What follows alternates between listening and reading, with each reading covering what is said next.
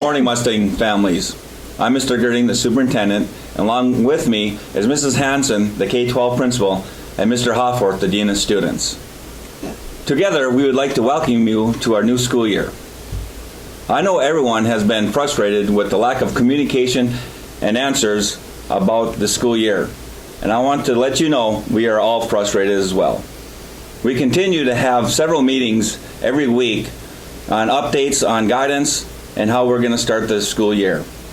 With that, we are confident in our health and safety plan to start our school year.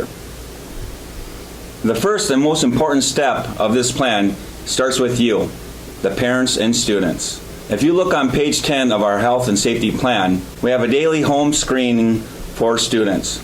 We are asking all parents to go through this screen with all your children every day.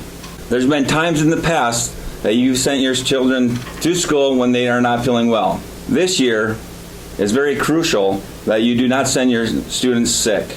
This could be the difference between staying in school face-to-face and distance learning. I also recommend that you visit our website to read our health and safety plan.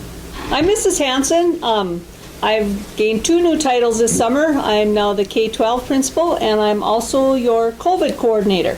So COVID coordinator means I'm the person who will be in direct communication with First District Health Unit if there's any COVID-19 concerns that relate to our school. I will help First District identify close contacts. Depending on the situation and when we are contacted, we may be in contact with parents about close contacts when the First District instructs us to. First District Health Department is in charge of determining who is a close contact. On page 3 of our health and safety plan, you'll see the color phase. You've heard a lot about that. Right now they're controlled by the state, and it's a statewide level. We're still in the blue-green phase, so we plan to start with the corresponding plan, full in-person learning. Distance learning is always a choice, but as now we're planning to be in person with the students. No one's required to wear a face covering in the classroom, but it is recommended. However, we are requiring them on the buses and in the hallways whenever there's large student movement in the hallways, like between high school classes. If social distance can't be met in the classroom, facial coverings may be required. One thing some of the teachers have asked, and they will be wearing them. They're just more comfortable wearing them, and with health concerns of their own, they may ask kids to wear them in their classroom as well. My name is Mr. Hofforth. I'm your new Dean of Students. To help keep our schools safe this year, we're asking that no parents come onto school grounds. So no parents will be allowed in the building during regular school hours.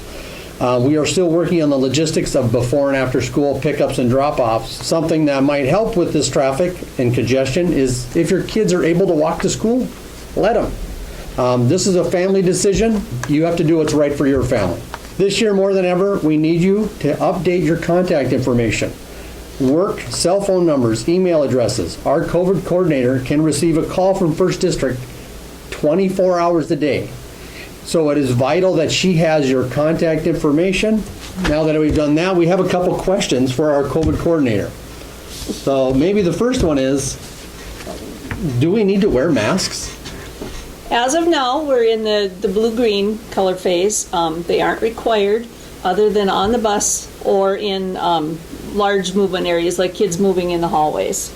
Some of the teachers will be wearing them. They're just more comfortable that way, and they may ask students to wear them in their classrooms as well.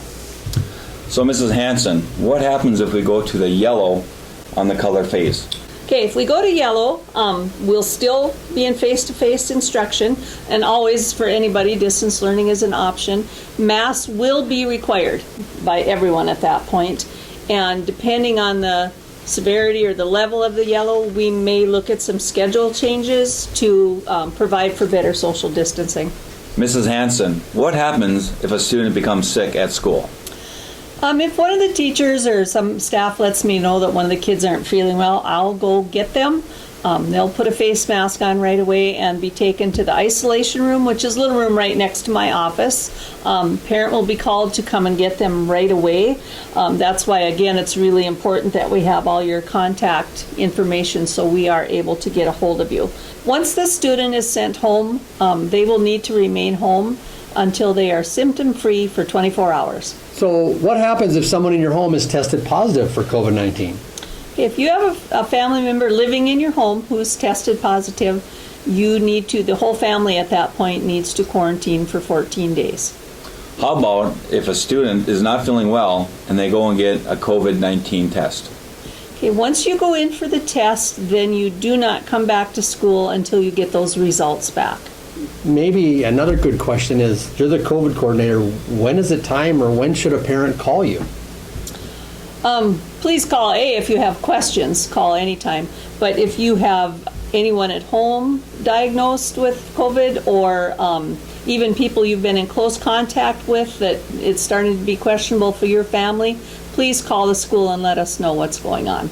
Because at that point, we will need to start helping First District with the close contact tracing. One last thing before we go, we have a few new positions here at Surrey School. Like I said before, I'm the superintendent, Mrs. Hanson is the K-12 principal, and Mr. Hofforth is the Dean of Students. So now you're thinking, what is the Dean of Students? Well, the Dean of Students here at Surrey, I'm in charge of all discipline issues. So if your child is late for school, has a problem in a classroom, I might have to be involved. I will also be in charge of attendance. Mrs. Hanson, now that you're a K-12 principal, what is your responsibility? This gives me more opportunity to actually work with the teachers and curriculum and be in the classrooms, observing the kids, observing the teachers. So if you have an issue or a question, first of all, you always want to contact the teacher, but then second of all, I would be your contact for those type of issues. Like Mrs. Hanson said, if you have an issue and you contacted the teacher and that did not get solved, go to the next step. And if that's with discipline, attendance, give Mr. Hofforth a call. If your issue is with the teacher, you cannot solve it with the teacher, give Mrs. Hanson a call. I would like to thank you for your time, and I'm looking forward to this new school year.